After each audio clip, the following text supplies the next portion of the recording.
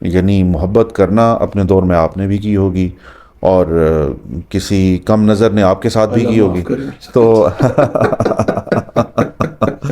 اچھا میں آپ کو بھائی دفعہ بتاؤں، ناظرین بتاؤں کہ نہ بتاؤں؟ جی بتائیے. میں نے مجھے جب پہلی مرتبہ کسی کا خط ملا تو اس کا پہلا شعر لکھا تھا کہ کی محمد سے وفا تو نے تو ہم تیرے ہیں، یہ جہاں چیز ہے کیا لوگ قلم نے. دیکھیں نا، ان کو معلوم تھا کہ آپ نے بعد میں دیکھیں نا پھر وہ میری نہیں ہو سکی. ویسے میں بھی گھبرا گیا تھا، میں نے کہا بھائی دینی مذہبی پتہ نہیں کیا بنے گا. جو قدموں میں آ جائے پھر وہ محبوب نہیں رہتا. ارے واہ، ارے واہ، کیا بات ہے، کیا بات ہے. مجھے اس پہ یاد آ گیا کہ میرے ایک دوست تھے، وہ مجھے کہنے لگے کہ یار تو مجھے فون کیوں نہیں کرتے. میں نے اس کو کہا یار فون تو میں اپنی وائف کو بھی نہیں کرتا. اس نے کہا وائف کو کون فون کرتا؟ جی بالکل صحیح کہا. تو ابھی آپ ایک کوئی ویڈیو بنائیں، اس پہ لکھیں وائرل ویڈیو اور اس میں فلاں چیز لیک ہو گئی اور اندر کی بات نکل آئی تو آپ کو سب سے زیادہ ویوز پہ آ جاتے ہیں. یہ بنیادی طور پہ نہ صرف ہمارا قومی رجحان ہے بلکہ یہ انحطاط پوری دنیا میں دکھائی دیتا ہے. یعنی آپ کو لگے گا نہیں کہ آپ حکیمی نسخے بیچیں فوراً آپ کی ویڈیو بہت زیادہ چلے گی. آپ گاسپس لیک کریں، آپ خدا نخواستہ کسی خفیہ یا ذاتی ویڈیو کی لیکیج کی بات کریں تو اس پہ آپ کو دیکھنے والے بہت مل جائیں گے. لیکن ایک چیز میں اس بات پہ بھی ختم کروں گا بات، آپ یہ ضرور بتائیے گا کیونکہ مجھے پتہ ہے لوگوں کے ساتھ یہ مسئلہ ہوتا ہے، میرے پاس آتے ہیں، ہمارے ساتھ بھی یہ مسئلہ رہا ہے. فرض کریں کہ محبوب نہیں مل پا رہا جی تو پھر وہ کیا کرے؟ یعنی وہ کیا کرے؟ یعنی میں دیکھتا ہوں کہ کچھ لوگ بہت زیادہ ڈسٹرب ہو جاتے ہیں اور وہ پتہ نہیں کہ نشے کی طرف راغب ہو جاتے ہیں. کیا اعوذ باللہ من الشیطان الرجیم، بسم اللہ الرحمن الرحیم، الحمد للہ والسلام علی اہلہا، اللہم صلی علی محمد وعلی محمد. آج ایک دفعہ پھر آپ کی خدمت میں اپنے مہمان دوست سید وقار شیرازی کے ساتھ آپ کی خدمت میں حاضر ہیں. اور آج کی جو یہ گفتگو ہے نا، یہ ہماری آپس کی گفتگو ہے اور یہ کہ ہم اس کو کسی بھی موضوع کی طرف نہیں لے کے جا رہے جس طرح ہم لوگ پہلے لے کے گئے تھے. تو بس ہلکے پھلکے انداز میں آج بس یہ گزر رہے تھے پشاور سے، تو ہم نے ان کو پکڑ کے لے آئے. ہم نے کہا جی بیٹھے اور ایک ویڈیو جو ہے نا ہم سے آپ نے بنا کے جانی ہے. آئندہ میں گزرتے ہوئے احتیاط کروں. آئندہ یہ کہہ رہے ہیں کہ میں گزرتے ہوئے احتیاط کروں گا، لیکن ان کو احتیاط کرنے کون دے گا کیونکہ موٹر وے بڑے قریب سے گزرتی ہے، میں بتاؤں آپ کو. تو اچھا جناب وقار بھائی یہ بتائیے کہ کیا بات آپ سے کی جائے آج. یہ بتائیے کہ مجھے تو خیر ذہن میں کچھ اور بات تھی، اب کچھ اور آ گئی ہے. یہ جو کہتے ہیں کہ محبوب آپ کے قدموں میں اور محبوب آپ کے قدموں میں، یہ واقعی محبوب قدموں میں آ جاتا ہے تعویذ گنڈوں سے؟ جو قدموں میں آ جائے پھر وہ محبوب نہیں رہتا. ارے واہ، ارے واہ، کیا بات ہے، کیا بات ہے. مجھے اس پہ یاد آ گیا کہ میرے ایک دوست تھے، وہ مجھے کہنے لگے کہ یار تو مجھے فون کیوں نہیں کرتے. میں نے اس کو کہا یار فون تو میں اپنی وائف کو بھی نہیں کرتا. اس نے کہا وائف کو کون فون کرتا؟ جی بالکل صحیح کہا. تو کوئی طریقہ ہے؟ خیر جو آپ نے مثال دی وہ برعکس تھی، یعنی وہاں تو قدموں میں عموماً شوہروں کو رہنا پڑتا ہے. یہ تو ہے. تو بنیادی طور پر محبت تو لا حاصل کی طلب ہے. یعنی جب حاصل ہو جائے پھر تو وہ چیز اپنی قدر و قیمت کھو دیتی ہے. ارے واہ. تو یہ جو لا حاصل کی طلب ہے، اس کی جو اس کا اشتیاق ہے اور جو اس کا المیہ ہے، یہ اس کا امتزاج کہیں جا کے محبت کو جنم دیتا ہے. ارے واہ.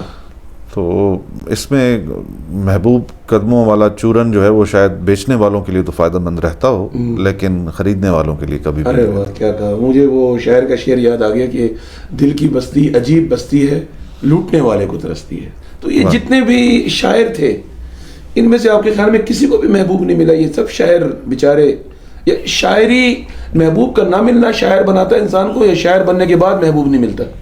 یہ تو خیر اس کا ممکنہ جواب شعراء ہی دے سکتے ہیں.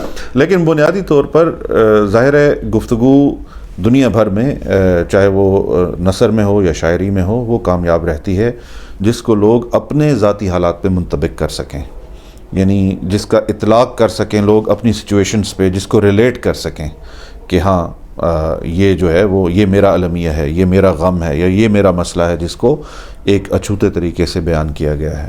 اور غالب نے اس کے بارے میں کہا تھا کہ دیکھنا تقریر کی لذت کے جو اس نے کہا، میں نے یہ جانا کہ گویا یہ بھی میرے دل میں ہے. ارے واہ. تو بنیادی طور پہ شاعر کا کام انسان کے مسائل کو لے کر خود اس تک دوبارہ پہنچانا یہ شاعر کا کام ہے جو مجھے دکھائی دیتا ہے. یعنی اگر وہ کوئی ایسی بات کرے جسے عام آدمی یا قاری ریلیٹ ہی نہ کر سکے تو وہ پھر اس کے لیے کوئی معنی نہیں رکھتی. بالکل. یہ بتائیے اب شاعری پہ بات چلی پڑی ہے تو آپ سے پوچھ لوں کہ آپ کا پسندیدہ شاعر کون ہے؟ کوئی ایک خاص پسندیدگی تو ظاہر ہے ایسی نہیں ہے کہ صرف میں ایک شخصیت کا نام لے سکوں. داغ دہلوی، ان کے ہاں زبان کا استعمال، روزمرہ کا استعمال بہت خوبصورت ہے. غالب جو ہے وہ پہلے ایسے شخصیت ہیں جنہوں نے اردو شاعری میں پیچیدہ فلسفے اور منطقی گفتگو کرنے کی کوشش کی، اور ان کا آؤٹ لک جو ہے وہ ورلڈ آؤٹ لک یعنی ڈیفرنٹ نظر آیا. لیکن سب سے بڑھ کر جو دکھائی دیتا ہے وہ انیس کے ہاں جو آپ کو زبان اور بیان دکھائی دیتا ہے، انتہائی سلیس بھی ہے. یعنی اتنا عرصہ گزرنے کے بعد بھی آپ کو لگتا ہے کہ وہ آج کی زبان ہے. یہ ایک حیرت کی بات ہے، حالانکہ اس زمانے کی اردو تقریباً کچھ مختلف تھی. ریختی ایک وہاں رواج تھا جو بہت ایک عجیب صنف تھی، اور انیس نے میں سمجھتا ہوں شاعری کو اس سمت جانے سے بچایا ہے. اور غالب نے جب انیس کا کلام سنا دہلی میں، اور وہ مرثیہ سن رہے تھے کسی اہل لکھنؤ سے انیس کا، اور خود اتفاق سے اس وقت ان کے ہاتھ میں اپنا لکھا ہوا مرثیہ تھا، تو کہا یہ جاتا ہے کہ جب انہوں نے مرثیہ سنا تو اپنا مرثیہ چاک کر دیا. واہ. اور کہا کہ خدا کا شکر ہے کہ یہ غزل کی طرف نہیں آئے.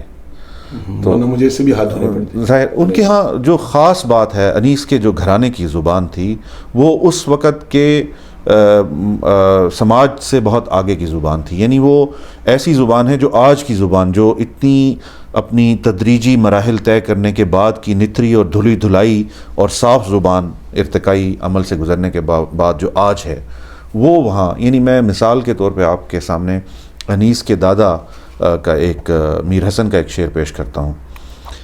ساملے رنگ سے بھاگو حسن، کیا اس میں تمہارا جاتا ہے، ایسے دھندل کے بیچ مسافر مفت میں مارا جاتا ہے. ارے واہ، ارے واہ. تو یہ دیکھیے ایسی دھلی دھلائی زبان کہ گویا آج کا یہ شعر ہو. اور پھر آپ انیس کی غزل کا شعر دیکھیے. صدا ہے فکر ترقی بلند بینوں کو، ہم آسمان سے لائے ہیں ان زمینوں کو. ارے واہ. اور یہ بے سبب نہیں سونے گھروں کا سناٹا. ارے واہ. یہ بے سبب نہیں سونے گھروں کا سناٹا، مکان یاد کیا کرتے ہیں مکینوں کو. ارے واہ واہ. موجودہ شاعروں میں آپ جو اس عہد کے شاعر ہیں کس کا نام آپ لیں گے؟ کلاسیکی طرز میں اختر عثمان، انہوں نے ایک اپنی طرح ان کا ایک طرز تحریر ہے اور میرے پسندیدہ شاعر بھی ہیں. ان کے ہاں موسیقیت، رچاؤ اور کرافٹ پہ خاصی توجہ ہے.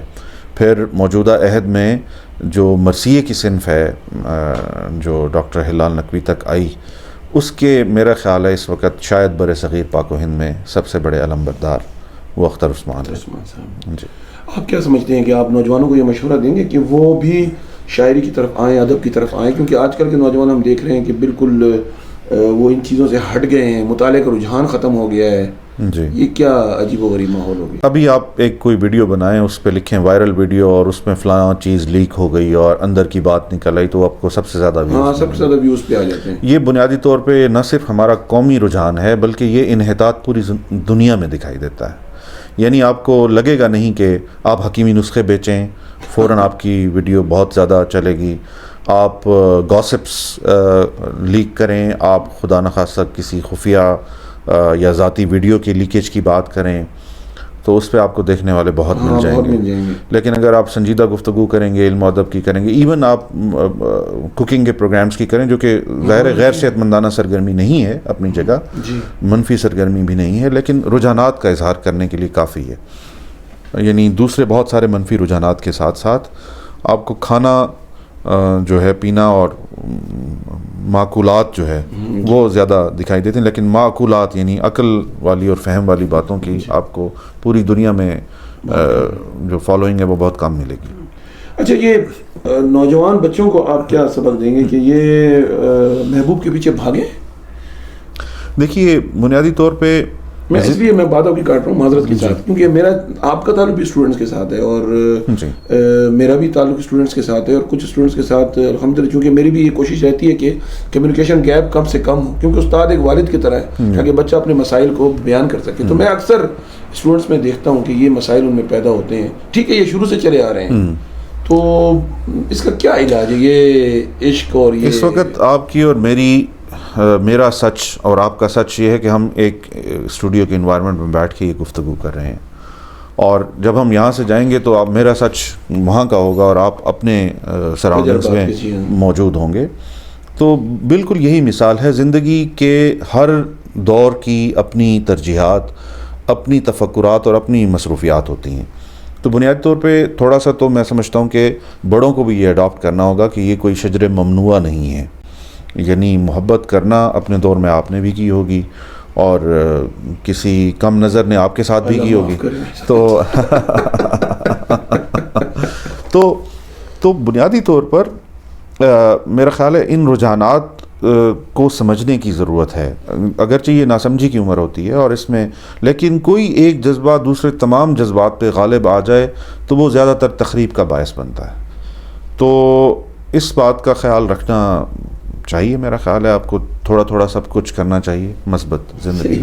ویسے میں آپ کو بھائی دفعہ بتاؤں، ناظرین بتاؤں کہ نہ بتاؤں؟ جی بتائیے. میں نے مجھے جب پہلی مرتبہ کسی کا خط ملا تو اس کا پہلا شعر لکھا تھا کہ کی محمد سے وفا تو نے تو ہم تیرے ہیں، یہ جو چیز ہے کیا لوگ قلم میں.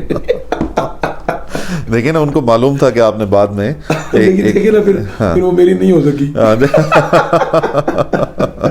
ویسے میں بھی گھبرا گیا تھا، میں نے کہا بھائی تم دینی مذہبی پتہ نہیں کیا بنے گا. تو بہرکیف یہ کہ بہت خوشی ہوئی آپ سے آج کی. بہت شکریہ. اور آپ نے نہیں بتایا کہ آپ کو بھی محبت ہوئی تھی. محبت تو ہر روز کا کام ہے اور زندگی میں اقبال نے کہا تھا کہ محبت مجھے ان جوانوں سے ہے جی ستاروں پہ جو ڈالتے ہیں کمند. آپ کو کن جوانوں سے؟ نہیں، مجھے جوانوں سے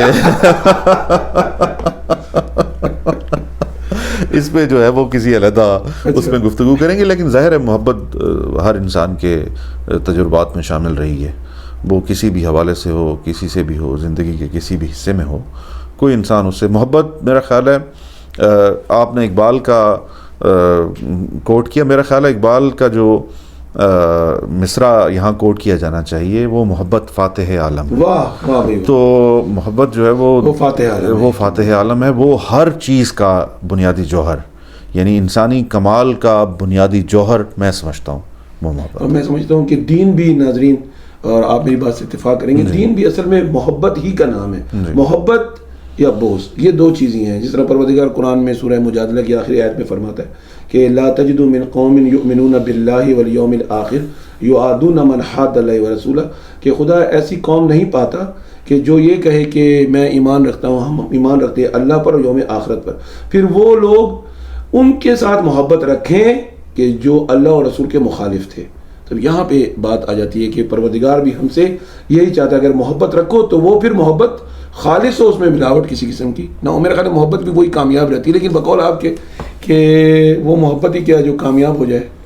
نہیں، کامیاب ہونا محبت کا اور ہے، اور تسخیر کر لینا اس کی جو للک ہے وہ ایک علیحدہ بات ہے.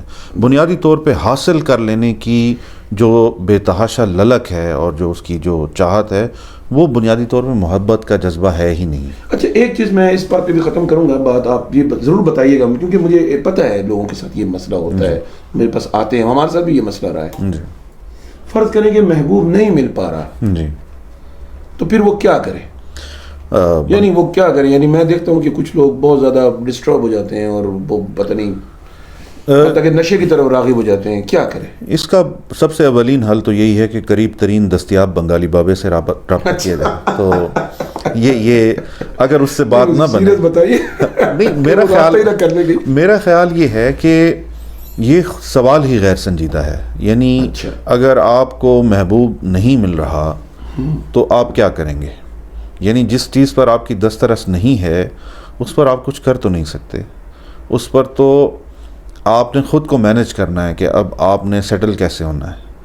تو وقت بھی اس میں ایک اہم فیکٹر ہے، اور کچھ لوگ پھر وقت کے ساتھ ساتھ اس سے مینج کر، بلکہ زیادہ تر لوگ کر لیتے ہیں، کچھ لوگ نہیں. بات نکلتی جا رہی ہے. پھر بھی میں پوچھنا چاہوں گا کہ یہ جو سٹریس ہو جاتا ہے، جی، اس کا کیا علاج ہونا چاہیے؟ بنیادی طور پہ جیسے میں آپ کو بڑی وضاحت سے بتاؤں گا، میں سٹریس کی پیچیدہ ترین صورتحال سے نکل آتا ہوں جب میں کچھ گنگنانے لگتا ہوں، یا میں جب سٹریس میں ہوتا ہوں تو میرا ربط خدا کے ساتھ بڑھ جاتا ہے، میں زیادہ نماز میں متوجہ ہو جاتا ہوں، اور جب میرا سلسلہ وہاں جڑ جاتا ہے تو مجھے لگتا ہے کہ چیزیں پیچھے رہ گئی ہیں۔ تو انسان کے ذاتی تجربات اس حوالے سے مختلف ہو سکتے ہیں۔ آپ کو دوستوں کی محفل مہمیز کر سکتی ہے، آپ کو واک کرنا، ظاہر ہے وہ اس سے سائنسی طور پہ بھی یہ ثابت ہے کہ وہ آپ کے جو کچھ گلینڈز ہیں وہ ایسی سیکریشنز کرتے ہیں ڈوپامن کی، جو کہ پلیجر ہارمون ہے، جس کے ساتھ آپ مطمئن محسوس کرتے ہیں۔ ایکسرسائز ہے۔ بنیادی طور پہ میں یہ سمجھتا ہوں کہ آپ خود کو آئسولیٹ نہ کریں تو آپ زیادہ بہتر طریقے سے سٹریس مینیج کر لیتے ہیں۔ کچھ لوگ کتاب میں اس کو مینیج کر لیتے ہیں، کوئی نہ کوئی مشغولیت کریں، کوئی مشغولیت رکھیں۔ بہت شکریہ وقار بھائی آپ کا۔ ناظرین کرام، میں آخر میں اتنے اس ولاگ کا اختتام ایک حدیث پہ کروں گا کہ امیر المومنین حضرت علی علیہ السلام سے روایت ہے کہ رسول خدا صلی اللہ علیہ وسلم نے فرمایا کہ جب لوگ اللہ کی محبت کو اپنے دل سے کم کر دیتے ہیں تو پھر وہ ایسے کی محبت میں مبتلا ہو جاتے ہیں کہ جو ان کو تکلیف دیتا ہے۔ السلام علیکم ورحمۃ اللہ۔